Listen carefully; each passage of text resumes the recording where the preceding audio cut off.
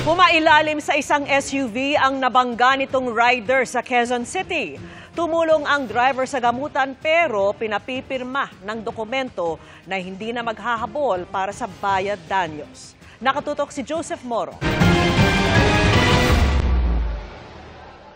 Alas 6 ng umaga noong January 15 habang nasa Richland Avenue sa barangay Sauyo, Quezon City sa Samuel de Losario, may SUV biglang kumaliwa at tumumbok sa kanyang direksyon.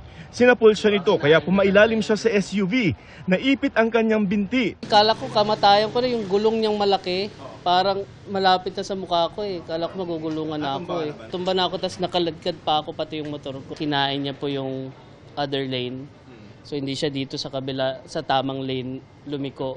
Tumigil naman daw ang driver ng SUV. Nakiusap naman siya na wag na tayo magbarangay kuya, ako na bahala sa lahat. Dinala siya sa ospital at sinagot ang pagpapagamot na nagkakahalaga ng 18,000 pesos. Sa kabutihang palad, wala namang bali ang biktima pero nagtamo siya ng sunog at malalaking sugat sa kanang binti. Ngayong araw, pumunta ang biktima sa tanggapan ng Land Transportation Office. Nagpatulong siya na masampahan ng reklamo ang nakaaksidente sa kanya matapos umano nitong gustong papirmahin ng quit claim na nangangahulugan daw na hindi na ito pwedeng habulin. Handa naman daw sila makipag-ayos kung magbibigay umano ito ng 50,000 pero ayaw umano ng driver ng SUV. Ayaw nila. Binibigyan lang po ako ng 15,000. Pinapapirma na po kami ng quit claim.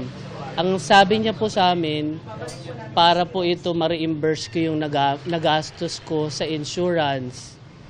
Never po nila sinabi na pagka pala pinirmahan ko yun. According po kasi sa barangay, pag pinirmahan ko pala yun, wala na akong habol.